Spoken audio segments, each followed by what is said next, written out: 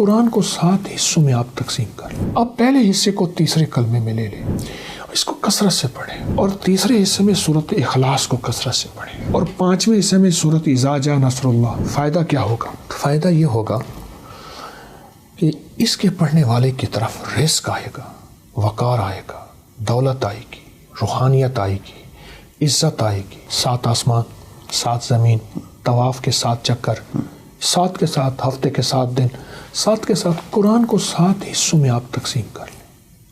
7 حصوں میں اگر تقسیم کر لیں تو میں پہلا حصہ بتاتا ہوں, پھر دوسرا, پھر تیسرا. پہلے حصے میں کئی وظائف, کئی عمل, کئی عملیات ہیں. اب پہلے حصے کو تیسرے کلمے میں لے لیں. سبحان اللہ والحمد للہ ولا الہ الا اللہ واللہ اکبر ولا حول ولا قوۃ الا باللہ العلی العظیم. اس کو کثرت سے پڑھیں,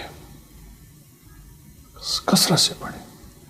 اگر اس پورے مہینے کے 7 دن طے کر لیں, 7 حصے کر لیں پورے مہینے کے, اور جو دوسرا 7واں دن دوسرا حصہ ہے, 7واں دن نہیں دوسرا حصہ ہے, اس میں نا ہم استغفار کو کثرت سے پڑھیں, اور تیسرے حصے میں سورۃ اخلاص کو کثرت سے پڑھیں, اور چوتھے حصے میں سورۃ الکوثر, اور 5ویں حصے میں سورۃ اذا جاء نصر اللہ. اس میں بہت فتوحات ہیں, بہت برکات ہیں, بہت خیریں ہیں. اور چھٹے حصے میں سورۃ فلق, اور 7ویں میں سورۃ ناس. اگر یہ پڑھ لیں فائدہ کیا ہوگا؟ فائدہ یہ ہوگا کہ اس کے پڑھنے والے کی طرف رزق آئے گا, وقار آئے گا, دولت آئے گی, روحانیت آئے گی, عزت آئے گی, قرضے ختم ہوں گے, بیماریاں ختم ہوں گی, ناکامیاں ختم ہوں گی, گھریلو الجھنیں ختم ہوں گی, حالات کی سختیاں اور تلخیاں ختم ہوں گی. باقی وظائف سب مبارک ہیں, میں اور بھی بتاتا ہوں, لیکن آج کی اس محفل میں یہ بتانا چاہ رہا ہوں. اچھا, دوسرا کہ بتائیں کہ ہر وظیفے کے ساتھ جو ہے وہ اجازت لینا ضروری ہوتی ہے. وہ کہتے ہیں اگر آپ اجازت نہیں لیتے تو آپ کو اس کے کوئی جو ہے نا نقصان بھی ہو سکتا ہے. لوگوں کے ذہنوں میں بہت ساری اس کے حوالے سے سوالات ہیں, تو آپ رہنمائی کیجیے گا کہ ہر وظیفے کے ساتھ اجازت لینا ضروری ہوتی ہے یا اجازت عام ہوتی ہے؟ چونکہ میں بڑوں سے 4 بدروشوں کی جوتی سیدھی کرنے کی کوشش کی ہے, ان بڑوں سے اجازت ہے, اور میں بحیثیت کوئی کامل وزیر اور بزرگ کی اجازت نہیں دوں گا, بحیثیت ڈاکیے کے میں اجازت دوں گا کہ مجھے بڑوں سے اجازت ہے, اور وہ میں اجازت دوں گا اپنے تمام وظائف کی. چاہیے قبلہ صاحب ہمارے دیکھنے والوں کو یہ رہنمائی کیجیے گا کہ نظر بد کا جو ہے بہت زیادہ آج کل ہر کوئی نہ کوئی بیمار ہے, اور کوئی لوگ کہتے ہیں نظر بد لگ گئی ہے. اس کے لیے کیا ایسا عمل کیا جائے کہ نظر بد ختم ہو جائے یا اپنے حفاظتی اثار میں سے شخص آ جائے؟ میری حضور کی ایک حدیث ہے, میری امتی سب سے زیادہ نظر بد سے فوت ہوں گے, اور میرے آقا کا فرمان ہے نظر بد انسان کو قبر اور اونٹ کو ہانڈی میں تلوا دیتی. النظر حق العین حق. اور اس وقت پوری دنیا کی سائنس نظر بد پہ بہت زیادہ تحقیقات کر رہی ہے. اگر آپ نظر بد سے بچنا چاہتے ہیں, پہلے تو اپنی حفاظت کا اسباب بنائیں. ایک ہے حسد کی نظر, ایک ہے حسرت کی نظر. حسد کی نظر تو سمجھ آتی ہے, حسرت کی نظر سمجھ نہیں آتی. مثلا آپ پھل, گوشت, چیزیں شاپر میں لا رہے ہیں اور وہ نظر آ رہی ہیں, غریب جس کی استطاعت ہی نہیں ہے, اس کی نظر پڑی, حسرت کی نظر اس کی کھا جائے گی. حسرت, اللہ اے کاش میرے پاس بھی ہو تو. کتنے لوگ میرے پاس آئے زندگی میں گزشتہ 40 سال کے اس طالب علمی کے سفر میں, حسرت کی نظر کے مارے ہوئے تھے, کہتے تھے ہم پہ جادو کر دیا, جنات کر دیا, یہ کر دیا. میں کچھ بھی نہیں, تمہیں حسرت کی نظر کھا گئی. دیکھیں میاں بڑے کہتے ہیں 3 چیزیں چھپانے کی ہیں, رزق, کھانا, عورت اور دولت.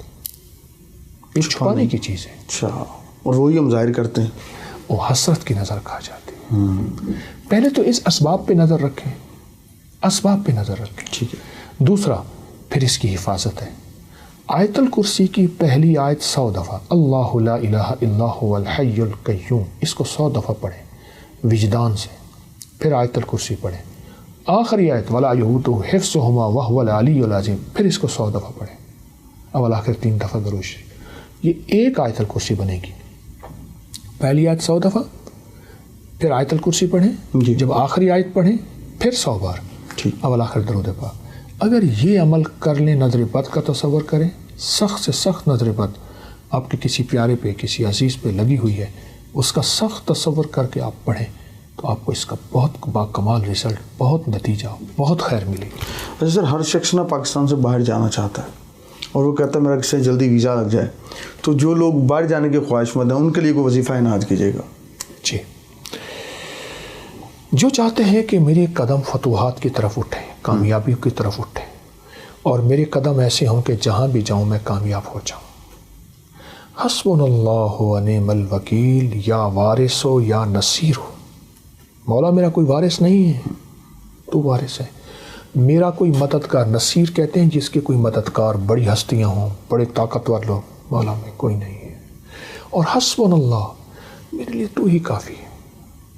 जो बंदा इसको डूब के पढ़े, बात आ जाती है डूब के, गिड़गिड़ा के, भिखारी बन के, मोहताज बन के, मंगता बन के, सारा दिन पढ़े हस्बुनल्लाहु व निअमल वकील, या वारिस हो या नसीर हो, गैबी निज़ाम चलता है। अच्छा, ऊँट की हड्डियों के हवाले से सामने हड्डियाँ देख रहा हूँ मैं, ये किन किन की हैं? खाली ऊँट की हड्डियाँ हैं या कोई और? सिर्फ ऊँट की हड्डियाँ हैं, और ऊँट की ये देखें ना, ऊँट की खोपड़ियाँ पड़ी हैं। अच्छा, ये खोपड़ियाँ ऊँट की पूरी, ये खोपड़ी, ये खोपड़ी, ये खोपड़ी, ये 1 2 3 4 5 6 7, बहुत ज़्यादा वो पड़ी हैं खोपड़ियाँ। इसमें कोई हिकमत भी बयान? ऊँट की जो हड्डी है ये जादू का इलाज है, नज़र बद का इलाज है, और ऊँट की हड्डी से जादू जिन्नात नहीं होती है। ये मैं नहीं कहता, ये हमारी तारीख़ की किताबों में, रूहानियत की किताबों में ये बाकायदा बहुत ज़्यादा इसके हवाले भी हैं और इसकी तारीख़ भी है। अच्छा कि मतलब म्यूज़ियम में नज़र गई है, वहाँ पे मोटरसाइकिल खड़ी हुई है, कोई यामाहा की है, तो वो मैं चाह रहा हूँ ज़रा वो भी साथ साथ एक जो ना मुझे पड़ा यहाँ पर वो एक कोई वेस्पा है क्या, मैं चाह रहा हूँ कि ज़रा उसकी कोई जो है तारीख़ आपसे पूछी जाए कि ये जो ना पुरानी चीज़ें, चूँकि मुझे शौक़ है पुरानी चीज़ें जमा करने का, तो इसका दौर ही ख़त्म हो गया। तो जिन चीज़ों का दौर ख़त्म हो जाता है तो मेरी कोशिश होती है मैं उनको जमा करता रहूँ। ये कितना साल लगा आपको ये सारी चीज़ें जमा करने में, और ये इसको बनाने का ख्याल कैसे आया? मैं अर्ज़ किया ना कि मेरा ये पुराना शोबा है, और पुराना मुझे ये चीज़ विरसे में भी मिली है, वालिदैन की तरफ से भी। मिट्टी के बर्तन भी माशाल्लाह देखने को मुझे नज़र आ रहे हैं, मिट्टी के बर्तन। चरखा जो है, ये जो है वो मुझे नज़र आ रहा है कि इसे चरखा ही कहते हैं। जी हाँ, पुराना चरखा है। इसका सूफी इकराम बड़ा जिक्र करते हैं। ये पुराना हुक्का है। अच्छा, बहुत पुरानी, बहुत इससे भी पुरानी चीज़ें हैं जो हमारे पास यहाँ हैं, क्योंकि जगह नहीं है। अब ये देखिए ऊँट की, ये ऊँट की खाल बालों का बना हुआ है। अच्छा, ये कालीन